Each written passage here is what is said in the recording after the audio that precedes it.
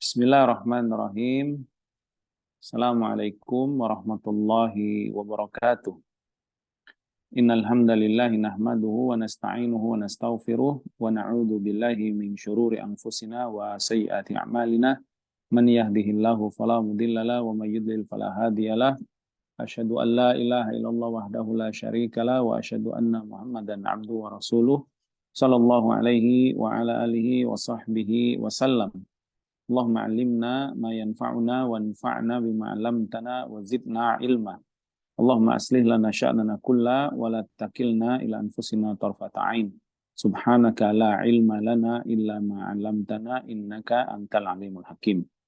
Ikhwati fiddin rahimani wa rahimakumullah. Alhamdulillah ya, kita bersyukur kepada Allah atas limpahan karunia rahmat, taufik dan hidayah yang telah Allah Subhanahu wa taala berikan kepada kita hingga saat ini.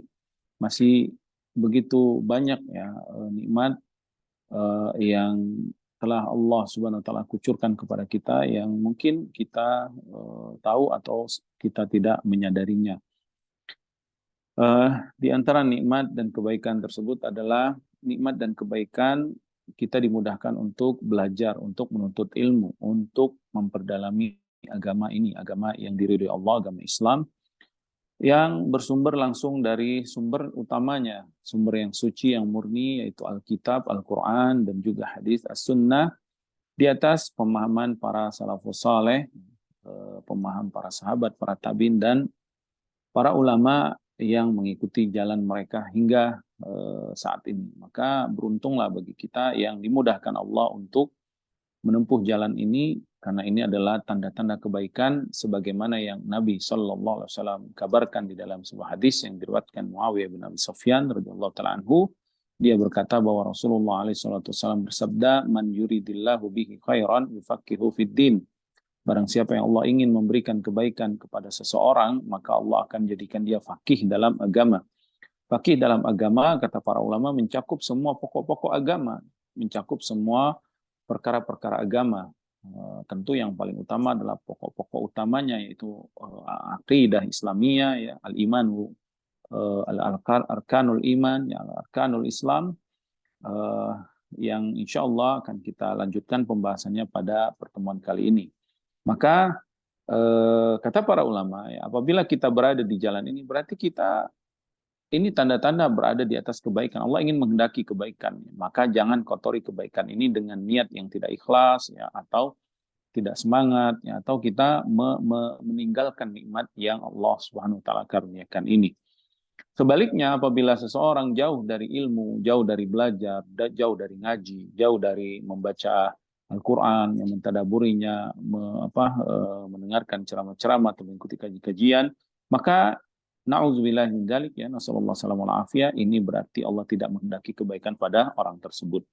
Hadis yang dibahas pada pertemuan kali ini masih hadis ketiga dari hadis Arba'in An-Nawawi yang dilengkapi oleh Al-Imam Ibn Rajab Al-Hambali rahimahullah dalam Jawami'ul Kalim, Jami'ul Ulum wal Hikam.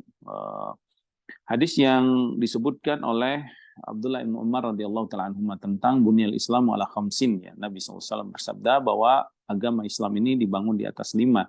Syahadati an la ilaha illallah wa anna Muhammadar Rasulullah wa iqamis shalah wa ita'iz zakah wa hajjil baiti wa shaumi Ramadan, yaitu syahadatain, mendirikan salat, puasa, haji, dan zakat, ya, dan juga haji dalam riwayat ini. Ibnu Rajab rahimallahu taala telah menyebutkan tentang pembahasan-pembahasan di awal yang berkaitan dengan makna secara global, apa makna dari hadis ini, juga perincian-perincian yang kita simpulkan, ya, mungkin secara cepat saja, bahwasanya beliau menyebutkan para ulama sepakat, ya, bahwasanya rukun Islam yang 5 yang disebutkan Nabi SAW ini merupakan kewajiban yang diwajibkan atas setiap orang Muslim, ya, orang yang beriman, ya, karena iman dan Islam itu sama saja, ya, maknanya. Dia berbeda apabila diperinci atau disebutkan secara bersamaan. Maka tidak boleh ditinggalkan. Barang siapa yang meninggalkan rukun iman yang Islam, berarti dia tidak disebut Muslim, ya. Dan para ulama sudah sepakat itu. Apabila seseorang tidak syahadat, tidak sholat, tidak puasa, walaupun KTP-nya Islam, sejatinya dia bukan Islam karena dia tidak melaksanakan rukun Islam yang 5 ini. Dan para ulama juga sepakat, barang siapa yang meninggalkan syahadatain, konsekuensinya dari pengamalan syahadatain juga dia telah keluar dari Islam. Akan tetapi para ulama berselisih tentang 4 rukun yang 4 rukun setelahnya, yaitu sholat, zakat, puasa, dan haji, tentang orang yang meninggalkannya. Tapi mereka sepakat, barang siapa meninggalkannya karena mengingkari kewajibannya, mereka sepakat. Ini juga dia kufur ya, dia keluar dari Islam. Tapi mereka khilaf apabila meninggalkan karena malas ya, atau ya meninggalkannya. Sebagian mereka seperti sholat itu tetap kufur ya, seperti yang sudah kita sebutkan ya. Beliau menyebutkan dalil-dalilnya dari para ulama salaf, para ulama hadis, dan juga ada beberapa seperti zakat ya, pendapat Ibnu Mas'ud radhiyallahu taala anhu, juga yang meninggalkan haji keluar dari Islam ya, seperti pendapat Umar bin Khattab radhiyallahu taala anhu. Akan tetapi di akhir beliau menyebutkan bahwasanya jumhur ya menyebutkan tidak sampai kufur ya apabila seseorang meninggalkan salah satu dari 4 rukun Islam ini karena malas ya, atau karena maksiat, karena itu dihitung sebagai dosa, tetapi dosanya tidak dosa kecil, ini dosa yang besar. Baik, kemudian di akhir beliau menyebutkan tentang dari hadis ini, yaitu tentang perkara-perkara keimanan dan amal. Karena hadis ini Nabi SAW ketika menjelaskan tentang Islam menyebutkan amalan-amalan. Maka di sini beliau sedikit menyinggung tentang makna iman atau apa hubungan antara iman dan amal, yang sebenarnya ini sudah disebutkan di hadis yang kedua, tetapi beliau singgung lagi. Nah, kita lanjutkan saja pembacaannya, dan insya Allah ini bagian terakhir dari pembahasan Ibnu Rajab rahimahullah ta'ala berkaitan dengan hadis yang ketiga ini. Biiznillahi ta'ala. Nah, Fadhal Hasan, ya saya izin menampilkan slide-nya itu. Nah, Fadhal Hasan. Bismillahirrahmanirrahim. Alhamdulillah wassalatu wassalamu ala Rasulillah wa ala alihi wa sahbihi wa man tabi'ahum bi ihsanin ila yaumiddin. Allahumma ighfir lana wa li syekhina wa sami'in. Qala mu'allif rahimahullahu ta'ala wal hadithu ibn Umar yustadallu bihi ala anna al-isma idha shamala asya'a muta'addidah lam yalzim zawalul ismi lam yalzam zawalul ismi bizawali ba'dihha فيبطل بذلك قول من قال إن الإيمان لو دخلت فيه الأعمال للزم أن يزول بزوال للزم أن يزول بزوال عمل مما دخل في مسماه فإن النبي صلى الله عليه وسلم جعل هذا الخمسة دعائم الإسلام ومبانيه وفسر بها الإسلام في حديث جبريل وفي حديث طلحة بن عبيد الله الذي فيه أن الأعرابيا سأل النبي صلى الله عليه وسلم عن الإسلام ففسره له بهذه الخمس.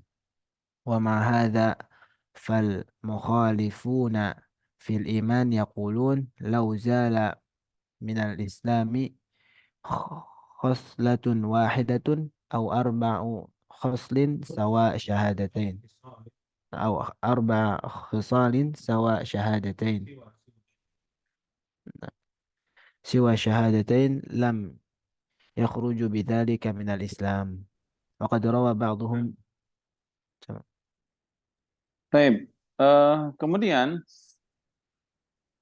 beliau rahimahullah ta'ala mau mengatakan, ya, hadis Ibnu Umar ini menunjukkan bahwasanya sebuah nama apabila mencakup sesuatu yang ada di dalamnya, yang berkaitan dengannya, yang bermacam-macam, lam yalzam zawalil isma bizawali ba'diha. Maka zawalil ismu itu bizawali ba'duha tidak mesti. Maksudnya apa? Apabila hilang bagian dari sesuatu tersebut, tidak mesti nama itu langsung hilang.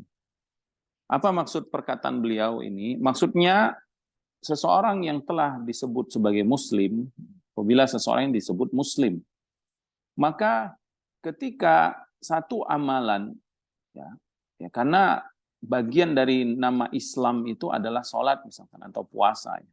Apabila dia meninggalkan puasa, tidak serta-merta dia dikatakan non-muslim misalkan. Jadi sebuah nama Islam misalkan seseorang disebut muslim, dia orang Islam. Nah, Islam itu kan syahadatain, mendirikan sholat, puasa, haji, zakat, dan amalan-amalan yang lainnya. Nah, apabila puasa itu tidak dilaksanakan oleh muslimnya, tidak serta-merta orang ini dikatakan non-muslim karena dia nggak puasa misalkan. Ya. Nah, beliau menyebutkan ini untuk apa? Untuk membantah orang-orang Khawarij, juga Mu'tazilah ya, yang mereka mengatakan bahwasanya dosa besar itu atau pelaku dosa besar keluar dari Islam. Ini adalah akidah Khawarij yang mereka mengatakan murtakibul kabirah, orang yang melakukan dosa besar dia telah kufur ya, sebagaimana firman Allah, wa man lam yahkum bima anzalallahu faulaika humul kafirun. Kata mereka, siapa yang tidak berhukum dengan hukum Allah, maka mereka kufur. Maka di antara akidah mereka seperti itu. Siapa yang tidak menegakkan hukum Allah, artinya tidak menegakkan, mengamalkannya, berarti dia kufur. Jadi beliau di sini ingin membantah perkataan Khawarij. Begitu juga beliau ingin membantah perkataan Murji'ah, yang Murji'ah meyakini bahwasanya amalan itu bukan bagian dari iman. Sehingga seseorang baik beramal atau tidak beramal tidak mempengaruhi kesempurnaan imannya. Karena iman menurut orang-orang Murji'ah, al-imanu huwa tasdiq. Ya, iman itu hanya membenarkan di dalam hati. Apabila Anda sudah meyakini Tuhan itu adalah Allah, Anda meyakini Allah sebagai Tuhan yang Maha Esa, maka Anda sudah beriman. Ini menurut mereka. Ya. Dan ini yang dinukil oleh banyak orang-orang Murji'ah ya. Sebagian mereka mengambil riwayat dari Al-Imam Abu Hanifah rahimahullah ta'ala ya, walaupun memang pendapat Al-Imam Abu Hanifah rahimahullah ta'ala bahwasanya iman itu hanya tasdik, tidak serta-merta beliau menolak amalan, apalagi meninggalkan amalan, tentu tidak seperti itu pemahamannya. Dan pendapat ini diikuti oleh Maturidiyah ya. Ada firqah yang disebut dengan Maturidiyah yang mereka mengikuti pemikiran dari Abu Mansur Al-Maturidi yang mengatakan bahwa iman itu hanya cukup di hati, cukup at-tasdiq ya. Berbeda dengan Ahlussunnah wal Jamaah, berbeda dengan mu'taqad Ahlussunnah wal Jamaah yang dipahami oleh para sahabat, para tabi'in dan juga para ulama salaf sebelumnya, yang mereka mengatakan iman itu qaulun wa amalun wa niyatun. Sebagian mereka mengatakan iman itu qaulun wa amalun, sebagian mereka terkadang menyebutkan iman itu qaulun wa amalun wa niyatun, terkadang juga mereka mengatakan iman itu qaulun wa amalun wa niyatun wa muwafaqatun lis sunnah, yang sesuai dengan sunnah Rasulullah alaihi wasallam. Maka ini perkara penting yang wajib kita pelajari dan wajib kita imani ya. Bahwasanya yang disebut dengan iman itu sebagaimana yang dipahami oleh para salafus saleh kita, bahwa iman itu qaulun wa amalun ya. Sebagian mereka mengatakan i'tiqadun ya fi al-iqrar bil qalb wal qaulu bil lisan, kemudian wal a'malu bil arkan yazidu bit ta'ah wa yanqusu bil ma'siyah. Saya akan bacakan pendapat-pendapat para ulama salaf tentang makna iman ya. Berkata Imam Ibnu Taimiyah rahimahullah taala dalam Majmu' Fatawa, kata beliau, wa min hadzal bab aqwalus salaf wa a'immatus sunnah fi tafsiril iman. Bab ini kita akan menjelaskan, kata beliau, tentang perkataan para ulama salaf tentang makna iman. Ini penting ya untuk kita ketahui sehingga kita berada di jalan yang benar dalam pemahaman makna iman ini. Beliau mengatakan taratan yaqulun huwa qaulun wa amalun. Terkadang para ulama salaf mengatakan iman itu qaul dan amal. Wa taratan yaqulun huwa qaulun wa amalun wa niyatun. Terkadang mereka mengatakan iman itu adalah qaul, amal dan niat. Wa taratan yaqulun qaulun wa amalun wa niyatun wa ittiba'us sunnah. Kadang mereka mengatakan iman itu qaul dan amal, niat dan mengikuti sunnah. Dan terkadang mereka mengatakan qaulu bil lisan wa i'tiqadu bil qalbi wa amalun bil jawarih wa kullu hadza sahihun. Dan semua yang diucapkan oleh para ulama salaf ini benar, yaitu al-imanu qaulun wa amalun. Yang dimaksud dengan qaul di sini tidak hanya mengucapkan ucapan dengan lisan, ai arada qaulul qalbi wal lisan. Maksudnya juga ucapan hati dan ucapan lisan. Wa amalun juga maksudnya amalul qalbi wal jawarih, amalan hati dan amalan lisan. Karena hati ini ada ucapannya juga, ya. Hati ini ada amalannya juga, ya. Seperti tawakal itu kan amalan hati, ya. Takut, cinta, niat itu ucapan hati, ya, keinginan dan yang lainnya. Kemudian kemudian para ulama salaf, ya, yang disampaikan oleh beliau, ya, Syekhul Islam Ibnu Taimiyah rahimallahu taala, ini sesuai dengan yang disebutkan para ulama salaf dahulu. Di antaranya Al-Imam Az-Zuhri rahimallahu taala, beliau mengatakan kunna naqulu, ya, beliau wafat 125 Hijriah, ya. Artinya ulama yang di awal-awal, ya. Ibnu Syihab Az-Zuhri rahimallahu taala masyhur. Beliau mengatakan, kami mengatakan tentang iman maksudnya al-islamu bil iqrar wal imanu bil amal wal imanu qaulun wa amalun qarinan la yanfa'u ahaduhuma illa bil akhar. Kami mengatakan maksudnya keyakinan kami Islam itu wajib dengan ikrar, ya, pengakuan, dan iman itu wajib dengan amalan. Dan iman itu, kata beliau, adalah ucapan dan amalan yang saling berhubungan, tidak bermanfaat salah satu tanpa satu yang lainnya. Artinya kalau ada orang mengatakan yang penting saya percaya saja, enggak akan bermanfaat imannya itu, ya. Karena harus dia beramal. Kemudian Al-Imam Auza'i 157 Hijriah, beliau mengatakan la yastaqimul imanu illa bil qaul. Tidak akan pernah lurus iman kecuali dengan ucapan. Wala yastaqimul qaulu illa bil amal. Tidak akan pernah lurus ucapan kecuali dengan amal. Wala yastaqimul iman wal qaulu wal amal illa bin niyati muwafiqatil sunnah. Dan tidak akan lurus iman, ucapan dan amalan kecuali dengan niat yang sesuai dengan sunnah Rasulullah sallallahu alaihi wasallam. Wa kana man madha min salafina la yufarriquna bainal imani wal amal. Demikianlah, kata beliau, apa yang diucapkan dari salaf kami dahulu. Salaf beliau adalah para sahabat, ya. Para sahabat, karena beliau para tabi'in, ya. Beliau para sahabat, para tabi'in tahunnya masih dekat. Bahwasanya iman itu adalah qaul dan amal. Begitu juga Imam Sufyan Ats-Tsauri rahimallahu taala mengatakan ahlus sunnah yaqulun. Ahlus sunnah mengatakan la yajuzu amalun illa bi iman wala imanun illa bi amal. Tidak ada amal kecuali, tidak diterima amal kecuali dengan iman, dan tidak ada iman kecuali dengan amal. Wa qala yaqulun, yakni ahlus sunnah, dan yang lainnya beliau juga mengatakan, dan ahlus sunnah yang lainnya mengatakan al imanun qaulun wa amalun. Iman itu adalah qaul dan amal.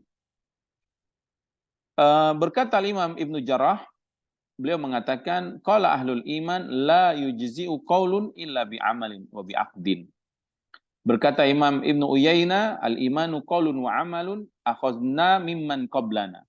Kami mengambil keyakinan ini bahwa iman itu adalah ucapan dan amalan dari orang-orang sebelum kami, yaitu para sahabat, ya. Berkata Imam Syafi'i, ya, Muhammad ibn Idris Asy-Syafi'i rahimahullahu taala, apa kata beliau? Wa kanal ijma' minas sahabati wat tabi'in wa man ba'dahum wa man adraknahum. Dan telah sepakat ijma' seluruh para sahabat, seluruh para tabi'in, dan orang-orang setelah mereka, dan orang-orang yang kami kenal. Guru-gurunya Imam Syafi'i rahimahullahu taala, apa kata Imam Syafi'i? Apa kesepakatan mereka? innal iman qaulun wa amalun wa niyatun la yujzi'u wahid minat thalathati illa bil akhar. Sesungguhnya iman itu adalah ucapan dan amalan, dan niat tidak tidak sah salah satu dari ketiganya tanpa yang lainnya. Jadi tidak bisa ditinggalkan antara niat, ucapan, dan amalan. Subhanallah ya. Ini adalah perkataan para ulama salaf. Al-Imam Bukhari rahimallahu ta'ala, beliau mengatakan, apa kata Al-Imam Bukhari rahimallahu ta'ala? Laqitu aktsaru min alf rajulin, min alfi rajulin. Aku bertemu dengan 1.000 orang, 1.000 orang guru, minal ulama ibil amsor, para ulama di negeri-negeri kaum muslimin. Jadi Imam Bukhari telah bertemu dengan lebih dari 1.000. Nah, ini menunjukkan subhanallah begitu semangatnya beliau mencari ilmu ya, mencari hadis Rasulullah sallallahu alaihi wasallam. Apa kata beliau? Fama ra'aitu ahadan minhum yakhtalifu fi annal imana qaulun wa amalun wa yazidu wa yanqus. Maka mereka dari 1.000 lebih tadi tidak pernah berselisih salah seorang dari mereka bahwasanya iman itu adalah ucapan dan amalan, dan iman itu bisa bertambah dan berkurang. Ini diriwayatkan Imam Al-Lalikai. Al-Imam Muzani rahimahullah ta'ala, muridnya Imam Syafi'i rahimahullah ta'ala yang sangat masyhur ya, yang beliau termasuk yang menjabarkan kitab Imam Syafi'i ya rahimahullah ta'ala, dan mazhab Imam Syafi'i rahimahullah ta'ala. Dalam kitab beliau Syarh Sunnah mengatakan, wal imanu qaulun wa amalun ma'atiqadihi bil jinan, qaulu bil lisan wa amalu bil jawarih wal arkan, wa huma siyani wa nizamani wa qarinani la nufarriqu bainahuma, la imana illa bi amal wala amala illa bi iman. Kata beliau bahwasanya iman itu ucapan dan amal disertai dengan keyakinan di dalam hati, ucapan di dalam lisan, dan amal dalam anggota badan, dan kedua-duanya satu kesatuan yang tidak bisa dipisahkan. Tidak ada iman tanpa amal, dan tidak ada amal tanpa iman. Ini yang yakini oleh para ulama salaf kita. Jadi keyakinan kita yang berkaitan dengan iman dan amal, yang meyakini bahwasanya iman itu termasuk makna iman itu adalah amal. Ya. Jadi amal itu bagian dari iman. Dan ini sesuai dengan apa yang disebutkan di dalam Al-Quran dan juga di dalam hadis-hadis Rasulullah SAW. Karena para salaf terdahulu tidaklah mereka berani berkeyakinan kecuali apa yang mereka yakini, apa yang Allah firmankan, dan apa yang Nabi SAW sabdakan. Ya, sebagaimana para ulama salaf, ya, para ulama yang mengikuti manhaj salaf hingga saat ini, guru-guru kami di sini di kota Madinah, seperti itu mereka. Syekh Abdul Razak hafizallahu taala selalu menekankan ya, ketika beliau membahas tentang akidah ya, tentang sumber akidah, sumbernya Al-Quran dan Sunnah, ya inilah sumber keyakinan kita. Tidak berani kita berkeyakinan kecuali apa yang disebutkan di dalam Al-Quran atau apa yang disebutkan oleh Nabi SAW. Jadi kami meyakini ini karena Allah berfirman ini. Kami meyakini ini karena Rasulullah SAW bersabda ini. Dan apa yang kami yakini tidak berani melebihi apa yang disebutkan di dalam Al-Quran, apa yang disebutkan oleh sunnah Rasulullah alaihi salatu wassalam. Ya. Dan permasalahan bahwa iman, amal itu bagian dari iman, disebutkan dalam Al-Quran. Banyak sekali ayat yang menunjukkan bahwasanya amalan itu termasuk bagian dari iman. Wa ma kana Allah liyudhi'a imanakum, kata Allah. Dan Allah tidak menyia-nyiakan iman kalian. Iman kalian di dalam ayat tersebut, kata para ulama, sholatakum, amalan ibadah sholat kalian. Allah menamai sholat dengan iman. Ini sudah sangat jelas sekali bahwa amalan itu bagian dari iman. Dalam surat Al-Anfal Allah berfirman, ulaika humul mu'minuna haqqo. Mereka lah orang yang sejatinya beriman. Setelah Allah menyebutkan tentang innamal mu'minuna allazina idza dzukirallahu wajilat qulubuhum wa idza tuliyat ayatu zadatsum imanan wa ala rabbihim yatawakkalun, ya, waladzina yuqimuna shalah wa mimma razaqnahum yunfikun ulaika humul mu'minuna haqqan. Jadi setelah Allah menyebutkan orang beriman itu orang yang disebut nama Allah, hatinya bergetar apabila dibacakan ayat-ayatnya, bertambah keimanannya. Lihat Allah menyebutkan bertambah keimanannya. Kemudian mereka hanya bertawakal kepada Allah. Tawakal itu amalan hati. Kemudian mereka yang mendirikan sholat dan mereka yang menunaikan zakat, ini amalan, ini pekerjaan, ya, pekerjaan fisiknya, sholat. Ya. Kita sholat tadi, mendengarkan azan, kemudian kita berangkat ke masjid, semuanya kita kerahkan itu. Hati kita hadapkan menghadap Allah, niatkan ikhlas karena Allah, lisan kita menjawab azan, kemudian berzikir, berdoa saat menuju ke masjidnya, kemudian masuk masjid kita berzikir, berdoa, Bismillah wassalatu wassalamu ala rasul Bismillah wassalatu wassalamu ala Rasulillah, ya Allahumma ftahli abwaaba rahmatik. Kemudian kita sholat sunnah, badan kita beramal gitu, itu iman ya. Kemudian dia menunaikan zakat, dia ada uang, dia uangnya disisihkan ya untuk kalau ada kewajiban zakat dia tunaikan, kalau ada nafkah dia berikan, kemudian kalau dia ada berlebih dia infak, sedekah, dia berikan harta ini karena beriman kepada perintah Allah. Kemudian Allah mengatakan ulaika humul mu'minuna haqqo, merekalah sebenar-benarnya orang yang beriman. Allah menyebutkan itu orang beriman itu terpadu, terpancar di dalam kehidupan mereka itu keyakinan yang benar, ucapan yang baik, yang jujur, dan juga perbuatan yang benarnya. Subhanallah ya, betapa indah Islam yang diyakini sesuai dengan Al-Quran dan Sunnah. Dan hadis-hadis Nabi SAW di Al-Quran kita sebutkan tadi banyak ya. Di antaranya Allah berfirman, Innal ladzina qalu rabbuna Allah summa istaqamu la khaufun alaihim fala khaufun alaihim wa lahum yahzanun. Dalam surah Al-Ahqaf itu. Orang yang mengatakan Rabbuna Allah, Rabb kami Allah. Lihat, Innal ladzina qalu rabbunallah. Rabbunallah itu adalah ucapannya apa yang dia yakini. Dia yakin Rabbnya adalah Allah, maka dia ucapkan. Jadi antara keyakinan dan ucapannya sesuai. Kemudian Allah menyebutkan ulaika ashabul jannah, merekalah ahli surga, khalidina fiha jazaa'an bima kanu ya'malun. Mereka akan masuk surga, kekal di dalamnya, balasan dari Allah atas amalan yang mereka lakukan. Padahal di ayat itu tidak disebutkan amalannya. Allah hanya menyebutkan innalladzina qalu rabbunallah, itu orang-orang yang beriman, orang-orang yang mengatakan Rabb kami adalah Allah, orang yang beriman kepada Allah. Tapi di akhirnya Allah menyebutkan mereka orang yang masuk surga karena amalan mereka, yang menunjukkan mereka istiqomah dengan amalannya. Summa istaqamu summa mereka istiqomah, kemudian mereka beramal soleh istiqomah sampai mereka meninggal dunia, wafat dalam keadaan muslim dan beramal soleh. Ya. Dan banyak dalil-dalil yang lain, ribuan dalil yang menyebutkan bahwa keyakinan Ahlussunnah iman itu adalah mencakup keyakinan, ucapan dan perbuatan. Hadis Nabi SAW banyak lagi. Nabi SAW bersabda, al-imanu bid'un wa sab'una syu'bah. Ini sangat jelas sekali. Iman itu 70 tingkatan.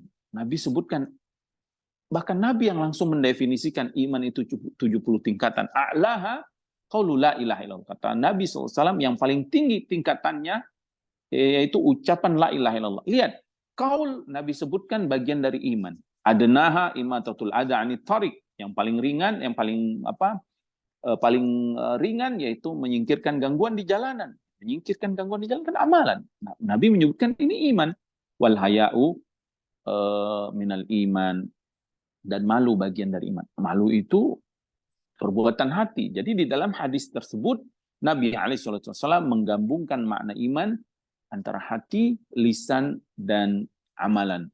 Maka dari Al-Quran, dari ayat-ayat Al-Quran, dan dari hadis-hadis Nabi SAW, inilah para ulama salaf tidak melewati apa yang disebutkan Al-Quran, ya, tidak berani melebih-lebihkan dan tidak berani mengurang-urangi ya, sesuai dengan pemikiran sendiri, seperti yang disebutkan orang-orang yang menyimpang dari keyakinan Ahlussunnah wal Jamaah, seperti yang kita sebutkan tadi ya, Khawarij, Mu'tazilah, ya, di mana mereka menjadikan amalan itu, amalan itu bagian dari iman, tetapi menurut mereka bagian iman yang tak terpisahkan, yang apabila lepas satu amalan, lepas juga imannya. Sehingga mereka mengkafirkan orang-orang yang melakukan dosa besar. Mu'tazilah juga sama. Mereka mengatakan pelaku dosa besar itu manzilah baina manzilatain, kata mereka. Di antara dua kedudukan, tidak disebut mukmin, tidak disebut kafir. di antara dua kedudukan ini. Ya nggak tahu di mana. Tapi di akhirat mereka sama seperti Khawarij, pemikirannya apa, pemahamannya, itikadnya, bahwa mereka juga di neraka kekal selama-lamanya. Ya. Adapun Murji'ah, kita sebutkan tadi, mereka mengeluarkan amalan dari iman. Amalan itu di luar dari makna iman. Kalau orang sudah beriman, sudah amalan tidak mengganggu keimanan dia. Yang penting dia sudah yakin, mau dia sholat, mau dia enggak, mau dia bermaksiat, mau dia enggak, bebas terserah dia. Yang penting dia sudah beriman, dia sempurna. Dan ini sangat berbahaya ya, keyakinan ini. Jadi perbedaan antara Ahlussunnah wal Jamaah dan Mu'tazilah atau Khawarij, bahwa iman menurut Mu'tazilah itu adalah bagian anal amala juz'un naqidu indahum.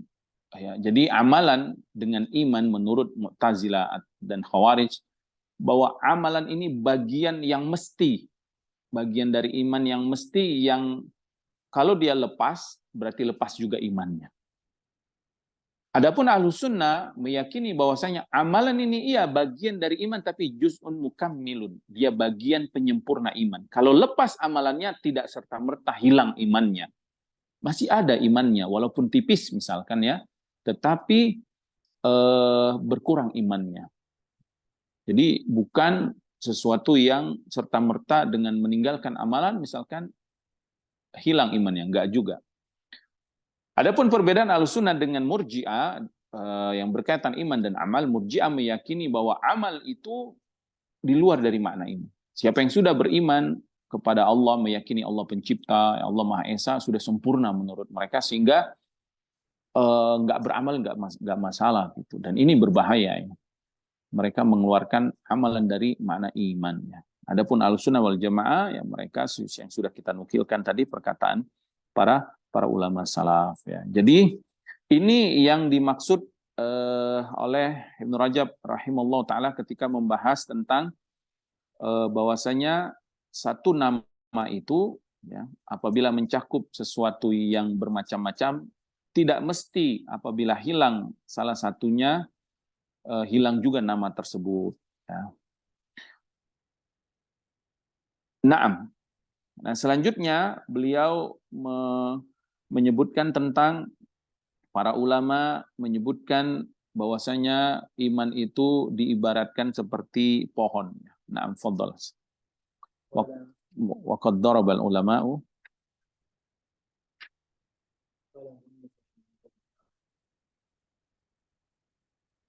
masih di silent enggak Hasan? قال مؤلف رحمه الله تعالى: وقد ضرب العلماء مثل الإيمان بمثل الشجرة لها أصل وفروع وشعب، فاسم شجرة يشمل ذلك كله ولو زال الله يبارك ذلك كله ولو زال شيء من شعابه من شعابها وفروعها لم يز وفروعها لم يزول عنها اسم الشجرة، وإنما يقال هي شجرة ناقصة أو غيرها أتم منها. Beliau mengatakan para ulama memberikan contoh keimanan diibaratkan seperti pohon. Yang pohon itu memiliki akar.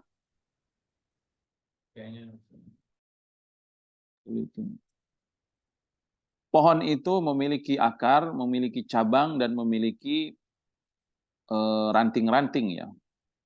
Dan pohon disebut pohon secara sempurna apabila sempurna, ada cabangnya, ada akarnya, maksudnya ada batangnya, ada rantingnya, apalagi ada bunganya ya, ada buahnya.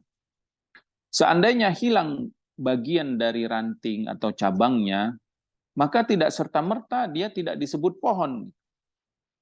Dia hanya disebut pohon yang kurang atau pohon yang tidak sempurna. Jadi kalau ada pohon, itu misalkan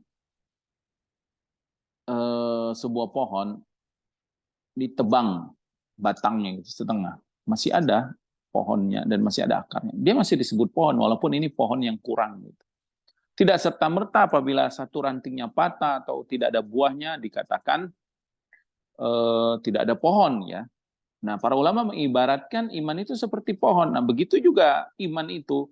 Apabila seseorang mukmin, dia melakukan maksiat dan dosa, tidak serta-merta sebab dosa dan maksiatnya itu dia dikeluarkan dari keimanan dia. Tetapi dia dikatakan mukmin fasik misalkan, atau mukmin yang imanu naqis, ya, mukmin yang imannya berkurang. Nah,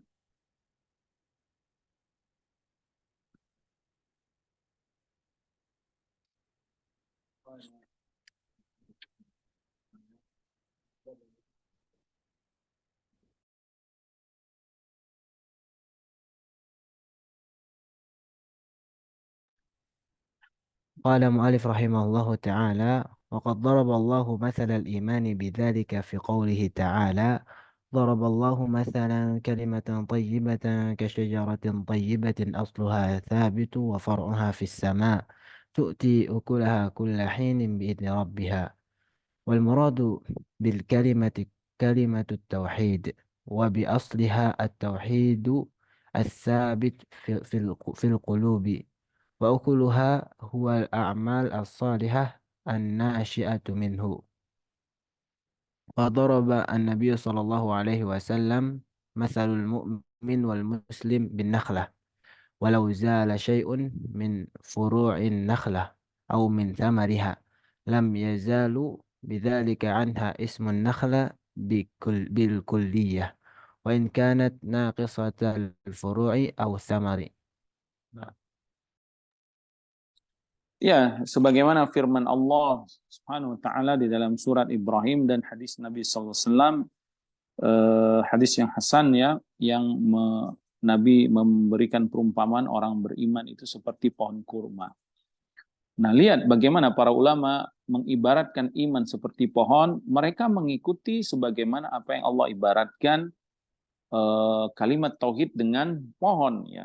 Allah berfirman dalam surah Ibrahim, daraballahu mathalan kalimatan thayyibah. Allah memberikan perumpamaan kalimat thayyibah. Kalimat thayyibah itu kalimat tauhid, kalimat la ilaha illallah. Kasyajaratin thayyibah. Seperti pohon yang sangat baik, sangat subur ya, yang sangat penuh keberkahan. Asluha tabit, akarnya sangat kokoh di bawah. Wa far'uha fis sama, dan batangnya ya, cabangnya menjulang ke atas langit. Tuti ukuluha kullahin, dan pohon ini memberikan buah-buahnya setiap tahun biizni rabbiha, dengan izin Allah. Lihat bagaimana seorang mukmin yang diibaratkan seperti pohon. Dan pohon itu ya lihat, ada batangnya, ada bunga-bunganya, ada buah-buahnya, buah-buah keimanan dia, akhlaknya, muamalahnya, ucapannya, kehidupannya sehari-hari itu terlihat. Siapa yang fasik ya berarti pohon yang cacat dia, tapi tetap dia disebut orang mukmin.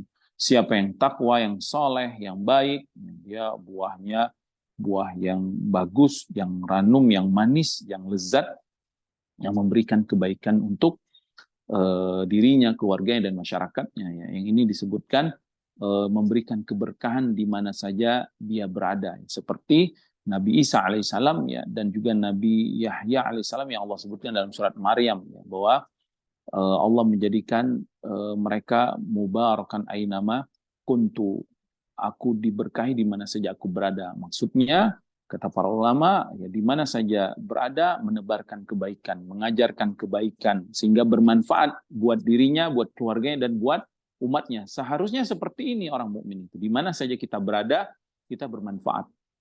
Ya, bermanfaat buat untuk keluarga kita, ya, menasehati, memberikan kebaikan-kebaikan, pertolongan-pertolongan, bermanfaat buat masyarakat.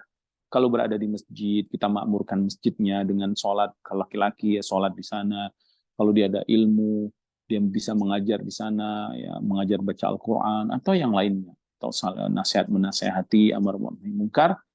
Ya, seperti pohon tadi yang memberikan manfaat, memberikan keberkahan. Begitu juga Nabi SAW ya di dalam hadis memberikan perumpamaan kaum mukmin itu seperti pohon nakhla, pohon kurma.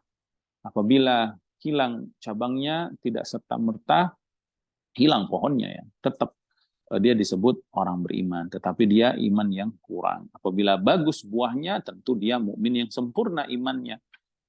Naam, taib. Tafadhal, terakhir ini. ولم يذكر الجهاد في هذه في الحديث ابن عمر هذا، مع أن الجهاد أفضل الأعمال.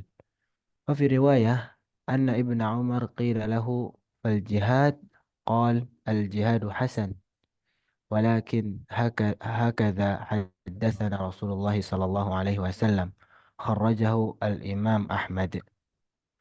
وفي حديث معاذ بن جبل أن رأس الأمر الإسلام وعموده الصلاة، وذ وذ وذ Wazirwatu.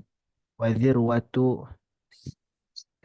سنامه الجهاد، وذروة سنامه أعلى شيء فيه، ولكنه ليس من دعائمه أو أركانه التي بني عليها، وذلك لوجهين: أحدهما أن الجهاد فرض الكفاية عند جمهور العلماء، ليس بفرض العين بخلاف هذه الأركان. والثاني أن الجهاد لا يستمر فعله إلى آخر الدهر، بل إذا نزل عيسى Isa alaihissalam. عيسى عليه السلام ولم يبقى Hina حي- ini. حينئذ ملة إلا ملة الإسلام، فحينئذ تضع الحرب أوزارها ويستغنى عن الجهاد، بخلاف هذه الأركان فإنها واجبة على المؤمنين إلى أن يأتي أمر الله وهم على ذلك، والله أعلم. Naam, barakallahu fikum.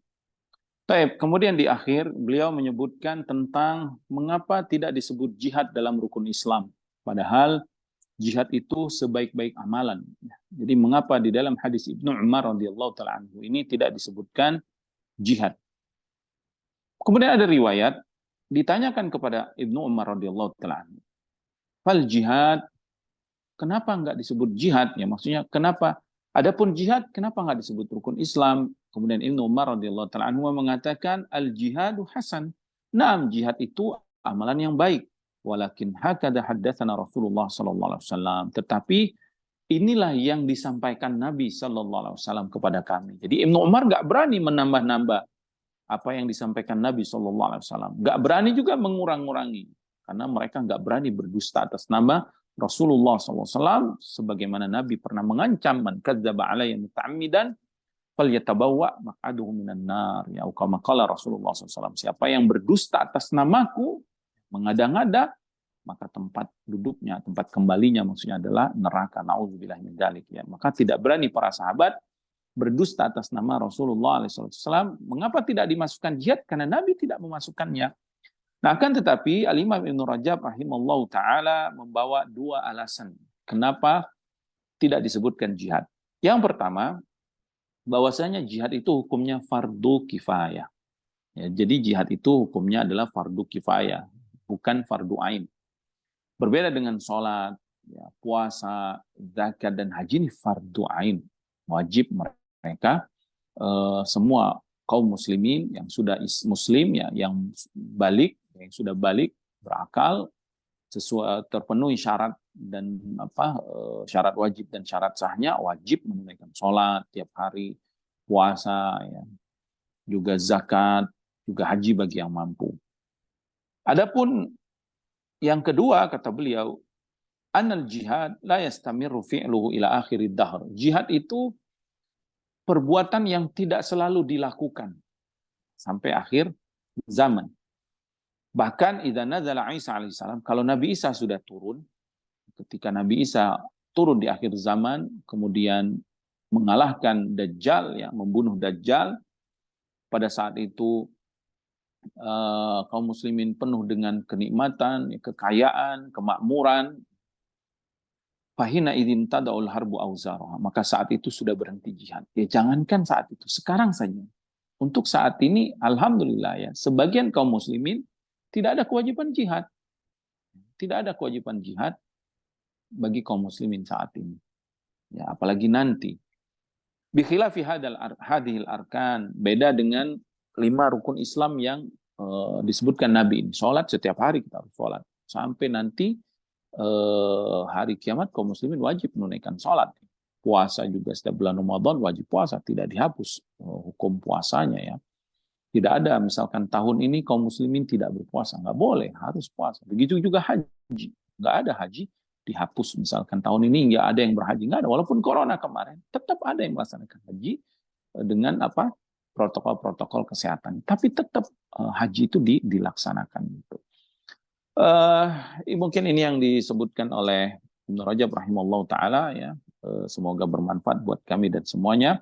Mohon maaf atas segala kesalahan dan kekurangannya. Kebenaran hanya milik Allah. Kesalahan dari kami ya. Semoga Allah memaafkan, mengampuni kita semua dan semoga kita mendapatkan ilmu dari apa yang telah kita bacakan di kitab ini. Semoga Allah memperbaiki semua keadaan kita, menambahkan taufik dan hidayah. Wassallallahu ala nabiyina Muhammadin wa ala alihi wasallam wa akhiru da'wana alhamdulillahirabbil alamin. Subhanakallahumma bihamdika asyhadu an la ilaha illa anta astaghfiruka wa atubu ilaik. Assalamualaikum warahmatullahi wabarakatuh. Naam, fadhal.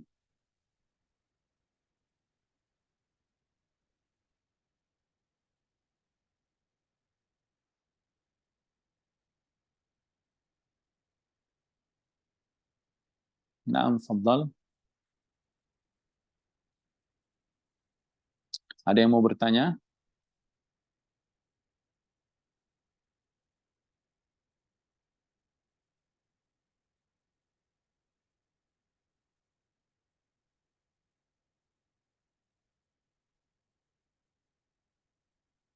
Nanti mungkin Hasan aja jadi hostnya ya, insyaallah. Ada yang mau bertanya?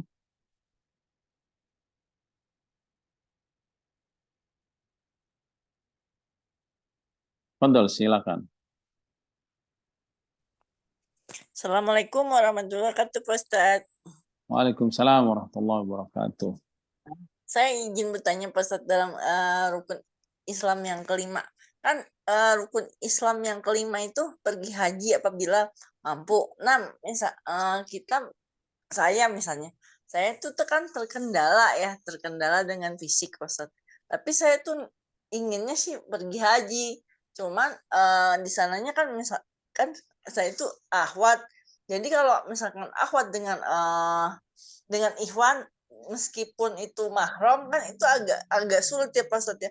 Kan tempat akhwat sama ikhwan itu terpisah. Nah, itu kalau misalkan kita terkendala misalnya mau melempar jumroh atau mau tawaf itu kan terkendala. Nah, itu saya harus bagaimana Pak Ustadz jazakallahu? Naam, jazakallah khair. Allah Subhanahu wa taala berfirman, "Walillahi 'alan nasi hijjul baiti man istata'a ilaihi sabila." Dalam surah Al-Imran itu. Dan Allah mewajibkan bagi manusia, ya, maksudnya orang beriman, untuk pergi haji bagi yang mampu. Nabi sallallahu alaihi wasallam bersabda, "Wal hajjul bait wa hajjul baiti man istata'a ilaihi sabila." Dan di antara makna Islam itu adalah melaksanakan haji bagi mereka yang mampu. Kemampuan di sini, ya, para ulama memperincinya al-istita'ah di dalam ayat dan juga di dalam hadis Nabi SAW itu istita'ah dalam apa? Secara umum ya istita'ah dalam semua pelaksanaan ibadah hajinya, baik dari waktunya, ya, dari apa, terutama dari segi nafkahnya ya, yaitu kemampuan dia untuk berangkat pergi haji ya dengan harta atau kesehatannya juga, khususnya nafkahnya tadi ya, hartanya. Kalau dia sudah memiliki harta yang banyak yang memang dia bisa pergi haji, maka ini kewajiban yang harus diambil dari hartanya untuk dia berangkat haji ya. Kalau ternyata dia tidak mampu berangkat karena sakit yang tidak mungkin sembuh, fisik yang nggak mungkin dia bisa berangkat ya karena fisiknya yang sakit atau yang lainnya, tidak mungkin bisa berangkat misalkan, maka boleh dia dia berupaya dulu ya. Ingat ya, di sini ketidakmampuannya ini harus benar-benar diupayakan dulu ya. Kalau masih bisa didorong mas pakai kursi roda ya itu masih ada sebenarnya, masih bisa dia upayakan untuk berangkat haji ya.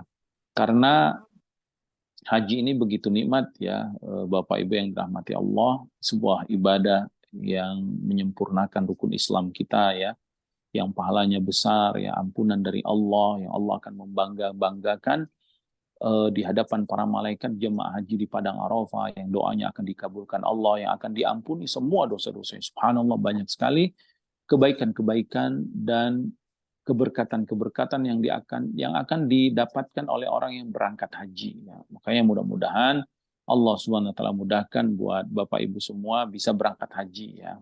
Semoga Allah mudahkan dan semoga Allah eh, cukupkan segala sesuatunya untuk bisa berangkat haji.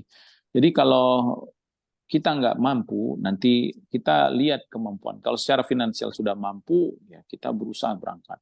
Secara fisik belum mampu, kita lihat ketidakmampuan fisik kita apa. Kalau memang benar-benar sakit, ya, seperti misalkan nasallallahu alaihi wasallam stroke yang nggak bisa jalan gitu, yang dia nggak bisa ngapa-ngapain, yang dia sulit atau sakit yang berkepanjangan, sakit yang nggak bisa diharapkan kesembuhannya, maksudnya sembuh totalnya ya, maka ini boleh dibadalkan oleh orang lain yang pernah berhaji untuk melaksanakan hajinya. Ya. Wallahu ta'ala alam. Begitu juga orang yang telah meninggal dunia, yang dia ada kewajiban haji dan belum berhaji, sebagian ulama ya mewajibkan harus dihajikan dia, dibadalkan haji untuknya. Atau bagi kita yang memiliki harta yang lebih, kita ingin menghajikan orang tua kita yang sudah meninggal dunia, juga itu dibolehkan ya. Wallahu ta'ala alam. Iya Ustaz, kalau atas jawabannya. Assalamualaikum warahmatullahi wabarakatuh. Assalamualaikum Ustaz. Waalaikumsalam warahmatullahi wabarakatuh. Ustaz mau Nah, tanya Ustaz, seandainya kita kan sekarang kuota haji itu agak banyak ya Pak Ustaz. Mungkin kayak di Jawa nah, Barat ini 25 tahun baru kita bisa itu ya haji gitu ya Pak Ustaz. nah. Kalau misalnya gini Pak Ustaz, kita pindah ke provinsi lain yang kuotanya memungkinkan lebih cepat daripada di sini gitu ya Pak Ustaz, dengan cara kita membuat identitas sesuai lokasi di sana itu dengan tapi hanya untuk pergi haji aja gitu Pak Ustaz, bukan pindah benar, hanya untuk pindah itu. Setelah itu kita nggak pakai lagi KTP-nya, itu gimana Pak Ustaz? Apa diperbolehkan atau gimana Pak Ustaz? Nah Ustaz. Apabila perpindahan wilayah tersebut tidak menyalahi aturan negara, ya, tidak dengan curang gitu, maksudnya tidak membuat dua KTP kan kayaknya nggak boleh di negara kita ya. Hanya pindah ya pindahnya sesuai aturan gitu, sesuai aturan ya, tidak ada dua KTP, kemudian juga terpenuhi syarat-syaratnya, dan ternyata dengan masuk ke wilayah itu bisa cepat berangkat hajinya, alhamdulillah ya. Wallahu taala alam ya, mungkin ini semoga diperbolehkan ya, karena ini dalam bentuk upaya kita bisa melaksanakan haji ya.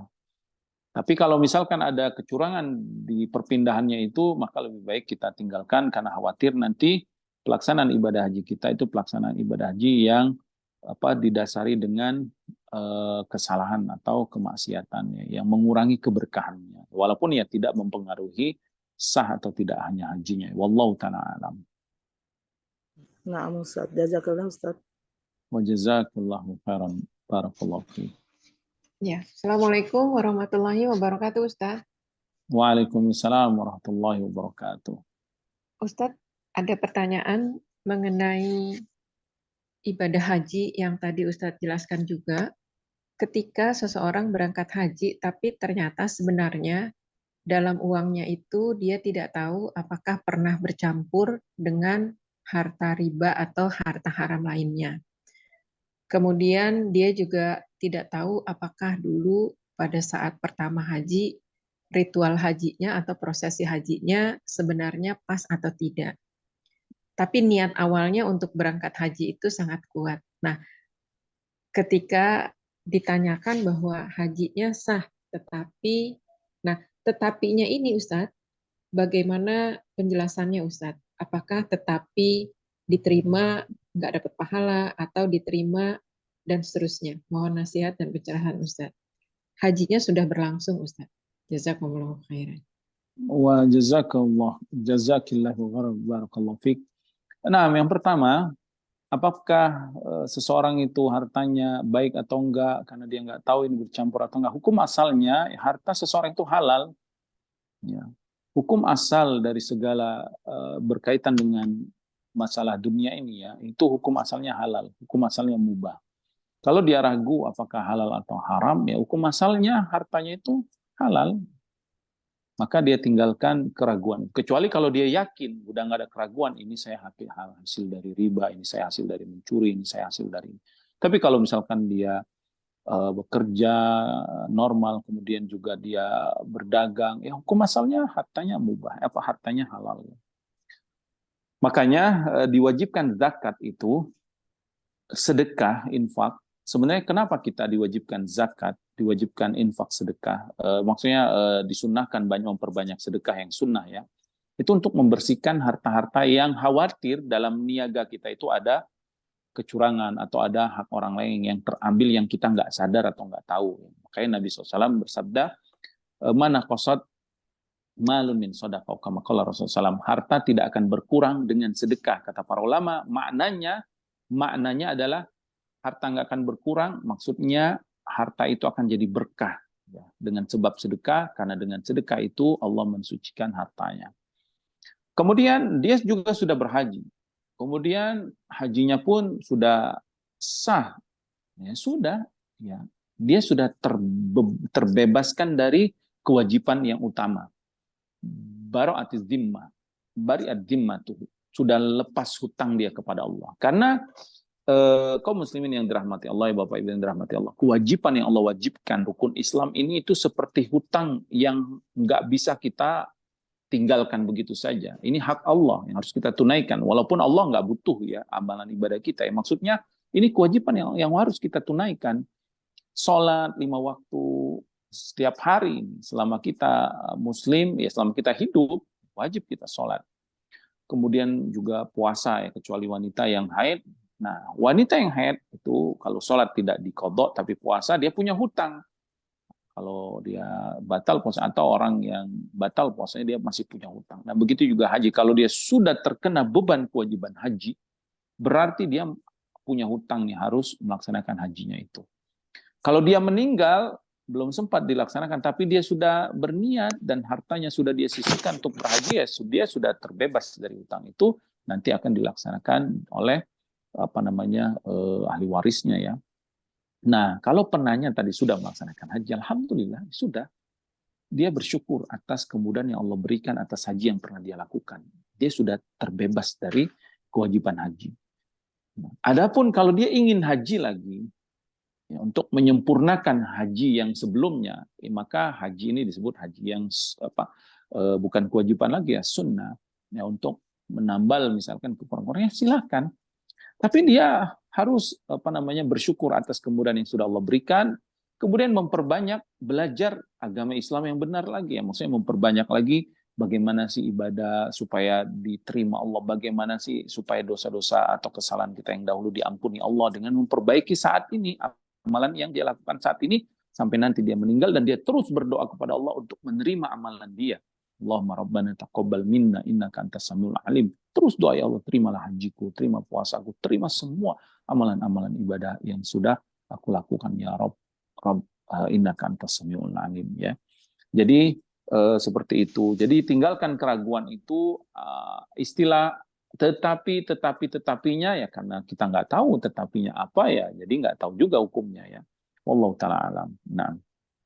Ya Ustadz, pertanyaan yang kedua Ustadz, tentang jihad yang Ustadz sebutkan, kalau dikaitkan dengan misalnya kami pernah mendengar ada pahala jihad untuk orang yang menuntut ilmu, atau ada pahala jihad untuk wanita yang melahirkan, dan ada pahala jihad ketika dia meninggal karena terbakar atau tenggelam, dan seterusnya Ustadz. Tetapi kalau dikaitkan dengan pahala yang sesungguhnya yang di sini nilainya lebih tinggi, yaitu jihad yang di medan perang. Nah, maksud perbedaan pahala jihad di sini bagaimana ya Ustadz? Jazakumullah khairan. Wa jazakumullah khair. Jihad itu secara bahasa bersungguh-sungguh ya, mengeluarkan semua kemampuan dia untuk melakukan sesuatu. Maka jihad itu dimulai dari jihad diri sendiri, dari melawan hawa nafsu, ya. Kemudian jihad itu jihad melawan gangguan syaitan, ya.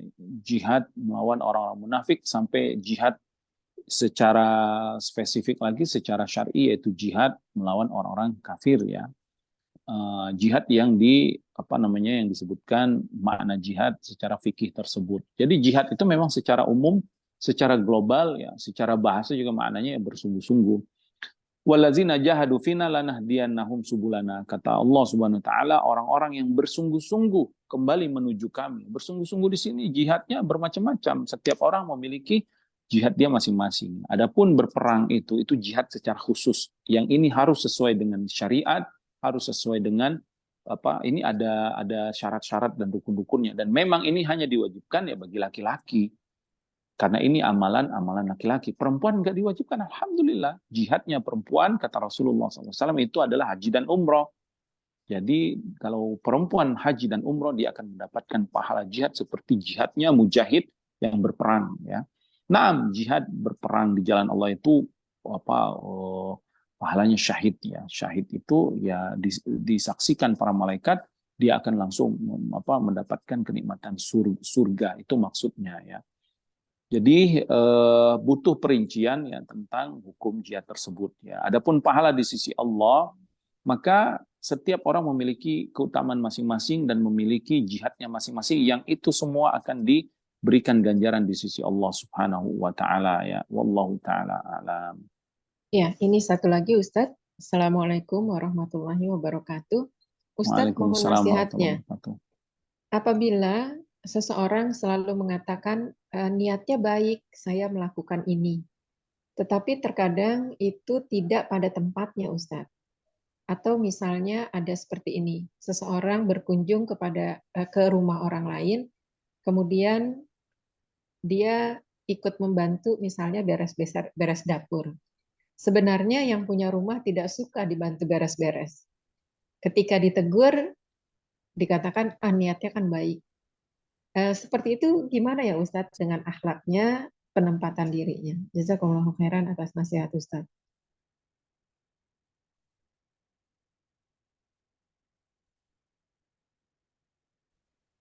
Nah, dia niatnya baik, mungkin dia sudah di suatu kondisi atau di suatu tempat tertentu ini bermanfaat ya untuk diri orang lain, dia juga harus lihat kondisi, ya. Memang terkadang ada suatu kondisi yang perbuatan baik kita itu tidak tepat gitu. Maka ya insya Allah tidak mengapa, dan mungkin pemilik rumahnya cukup memberitahunya dengan cara yang baik dan bersyukur atas kebaikan yang dilakukan temannya itu, ya. Kemudian temannya itu ya, mudah-mudahan sadar ya bahwasanya perbuatan dia itu nggak disukai oleh pemilik rumah, misalnya, sudah dia bersihkan saja, dia kembali ke rumahnya, dia bersihin rumahnya, misalkan seperti itu. Wallahu ta'ala alam. Ini hanya berkaitan dengan tentang adab, ya, tentang perizinan dan cara berkomunikasi atau memberitahu teman-teman kita tersebut. Wallahu ta'ala alam. Ya Ustadz, jazakumullah khairan. Jazakillahu khairan. Assalamualaikum warahmatullahi wabarakatuh, Ustadz. Waalaikumsalam warahmatullahi wabarakatuh. Ahsanallahu ilaikum, Ustadz. Semoga Allah selalu merahmati Ustadz dan memudahkan dakwah Ustadz. Dan semua jemaah di Zoom ini mendapat rahmat dan hidayah dari Allah, hidayah sunnah. Ustadz, Afwan, ini Ana ingin bertanya tapi di luar tema. Semoga Allah memudahkan Ustadz untuk menjawab. Ustadz, mohon pencerahan secara gamblang, apa perbedaan ulama salaf dan ulama khalaf? Dan apakah benar ulama salaf itu tidak ada di masa sekarang, yang ada namanya ulama khalaf? Ini bisa dibantu Ustadz untuk secara gamblang untuk bisa dipahami, Ustadz. Mohon pencerahannya. Jazakallah khairan. Jazakillah khairan, barakallahu fiik. Hayakillah, Allah yahayik. Naam, salaf itu artinya terdahulu. Allah berfirman, falahu salafu, ya, bagi dia salaf. Salaf itu maksudnya hasil yang terdahulu. Salaf itu artinya dulu, orang yang dulu, zaman dulu. Khalaf itu yang setelahnya gitu. Ya, fa khalafu min ba'din khalfun adaa'us shalah wa tabu syahwat. Dan ada generasi berikutnya setelah generasi para nabi itu yang mereka menyia-nyiakan sholat dan mengikuti syahwat. Jadi ini istilah gitu, ada istilah salaf, istilah khalaf. Nah, salaf itu istilah terdahulu. Ya, terdahulu itu orang-orang dahulu. Siapa mereka? Nah, para ulama yang menyebutkan ya, di dalam kitab-kitab mereka itu tentang batasan-batasan disebut ulama salaf dan ulama khalaf. Dilihat dari apa ya? Dilihat dari tarikhnya, dari sejarahnya. Dan mereka sepakat sesuai dengan yang disebutkan Nabi SAW dalam sebuah hadis, khairun nasu qarni tsumma alladziina yalunahum tsumma alladziina yalunahum. Sebaik-baik manusia adalah orang yang di zamanku. Nah, ini salaf yang pertama yang Nabi SAW telah memberikan apa istilahnya itu rekomendasi ya atau justifikasi ya. Ini sebaik-baik manusia orang di zamanku. Maksudnya adalah para sahabat. Allah berfirman, kuntum khairu ummatin ukhrijat linnas ta'muruna bil ma'ruf wa tanhauna 'anil munkar wa tu'minuna billah. Dalam surah Al-Imran. Kalian sebaik-baik manusia yang Allah telah keluarkan untuk umat manusia. Kalian di sini di dalam ayat itu adalah Nabi SAW dan para sahabatnya. Jadi salaf yang pertama itu para sahabat. Kemudian Rasulullah SAW mengatakan summal ladzina yalunahum. Kemudian zaman era setelah mereka. Setelah sahabat siapa? Para tabi'in. Murid-muridnya para sahabat. Jadi para sahabat itu setelah Rasulullah zaman Nabi SAW disebut asrun Nabi SAW. Ini sirah Rasulullah SAW. Secara sejarah sampai ke 11 Hijriah ya. Nah setelah itu para sahabat. Nah, para sahabat mereka hidup dengan murid-murid mereka. Murid-murid mereka ini tabi'in yang tidak pernah bertemu dengan Rasulullah SAW. Setelah para tabi'in, setelah para sahabat hilang, ya punah ya, maksud punah fisiknya yang meninggal dunia semua, hiduplah para tabi'in dan murid-muridnya atba'ut tabi'in. Mereka yang disebut dengan summal ladzina yalunahum ya. Nah, adapun orang-orang setelah mereka di abad setelah itu disebut dengan ulama khalaf, ulama berikutnya. Makanya ada istilah mutaqaddimin, ini juga ulama salaf, ada ulama mutaakhirin, ulama kemudian. Nah, apakah saat ini ada ulama salaf? Kalau salaf secara makna tahun, ya nggak ada. Secara tahun ya. Kalau kita katakan dia ulama salaf. Kalau maknanya tahun, ya enggak lah dia lahirnya sekarang ya. Dia bukan ulama salaf, dia ulama khalaf ya. Maksudnya dialah ulama mutaakhirin. Kalau sekarang malah disebutnya ulama muasirin, ulama modern tahun ini, abad ini gitu. Nah, tapi kalau disebut ulama salaf yang mengikuti metode para salaf dalam beragama, maka ini benar. Jadi kalau dikatakan ada nggak ulama salaf sekarang? Secara tahun udah nggak ada. Tapi kalau yang mengikuti pemahaman pemikiran seperti ulama salaf ada nggak? Banyak. Alhamdulillah masih banyak para ulama yang rabbani yang mereka terus mengikuti pemahaman para salafus saleh. Jadi itu maksudnya ya. Jadi kalau secara tahun tarikh ya nggak mungkin ada ya karena berbeda tahunnya. Tapi kalau secara metode cara memahami agama maka ya mereka yang mengikuti para salaf ya mereka disebut ulama yang bermanhaj salaf. Ya, kalau sekarang diistilahkan salafi itu ya. Wallahu ta'ala alam. Jazakallah khairan Ustadz. Jadi pada inti dasarnya dikatakan ulama khalaf itu ya benar ya Ustadz ya, tidak salah begitu Ustadz ya. Secara tarikh, kalau dikatakan secara tarikh ya, maksudnya secara sejarah ya benar. Ulama khalaf, ulama mutaakhirin, ulama muasirin, sekarang disebutnya muasirin ya. Ulama muasirin, ulama sekarang ya benar secara sejarah. Tapi kalau ulama khalaf dimaknai pemahaman mereka, misalkan ulama khalaf ini menyelisih ulama salaf, nah ini berarti dia menyelisih pemahaman generasi yang terbaik gitu. Seperti pemahaman tentang asma wa sifat. Ulama khalaf misalkan memahami mentakwil sifat-sifat zatia bagi Allah. Sifat tangan misalkan ditakwil dengan kekuasaan. Ini ulama khalaf. Kata mereka misalkan. Tidak berbeda dengan ulama salaf yang meyakini zahir makna hadis tersebut, beriman sesuai dengan apa yang Nabi sebut, sebagaimana Imam Malik rahimahullah ta'ala ketika ditanya istiwa, kata beliau al-istiwa ma'lum wal kaifiyah majhul wal imanu bihi wajibun wa su'alu anhu bid'atun. Nah, ini kan pemahaman ulama salaf bahwa istiwa itu sesuatu kalimat yang dipahami, istiwa, bersemayam. Adapun kaifiyahnya ya kita nggak paham, nggak tahu. Tapi mengimani ayat ini, berita dari Allah tentang sifat istiwa bagi Allah wajib, dan bertanya-tanya tentang kaifiyah ini pertanyaan yang baru yang tidak pernah ditanya oleh para sahabat terdahulu. Maka ini perkara yang baru tinggalkan. Gitu.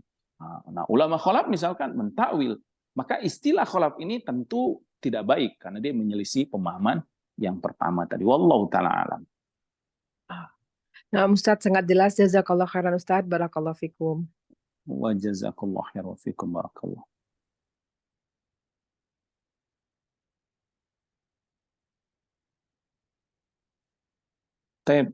Ada lagi?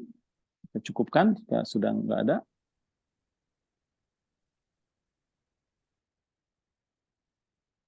Muammar, sudah cukup?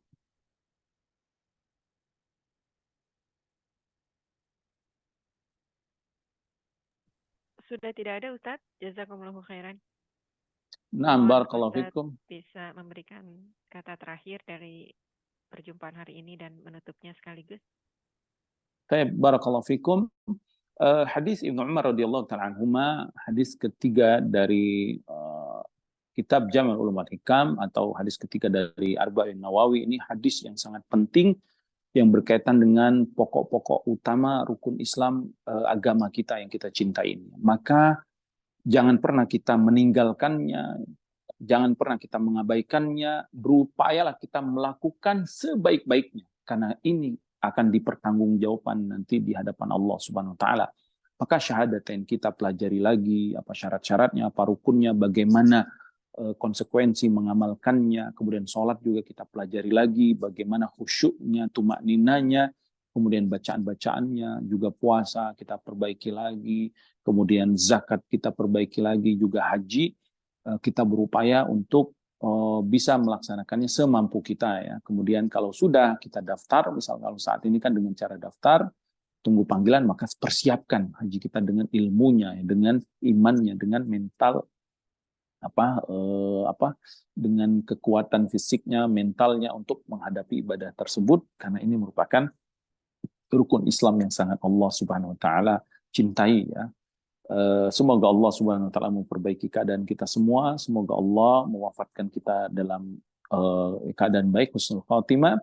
Semoga Allah Subhanahu wa taala memperbaiki semua keadaan kaum muslimin, memberikan taufik dan hidayah kepada pemimpin-pemimpin kaum muslimin, memperbaiki mereka, menolong mereka, dan juga Allah Subhanahu wa taala semoga merahmati kita semua, memberikan kesehatan kepada kita semua, kemudian merahmati yang sudah meninggal dunia, melunasi yang memiliki hutang, juga semoga Allah Subhanahu wa taala memperbaiki hubungan sesama kita, memperbaiki hubungan kaum muslimin dan menolong kaum muslimin dimanapun mereka berada. Yang tertindas semoga segera Allah tolong ya, yang sedang sulit semoga Allah mudahkan, dan semoga Allah terus memperbaiki keadaan kita semua. Wassallallahu ala nabiyina Muhammadin wa ala alihi wasallam wa akhiru da'wana alhamdulillahi rabbil alamin. Subhanakallahumma wa bihamdika asyhadu an la ilaha illa anta astaghfiruka wa atubu ilaik. Assalamualaikum warahmatullahi wabarakatuh. Waalaikumsalam warahmatullahi wabarakatuh.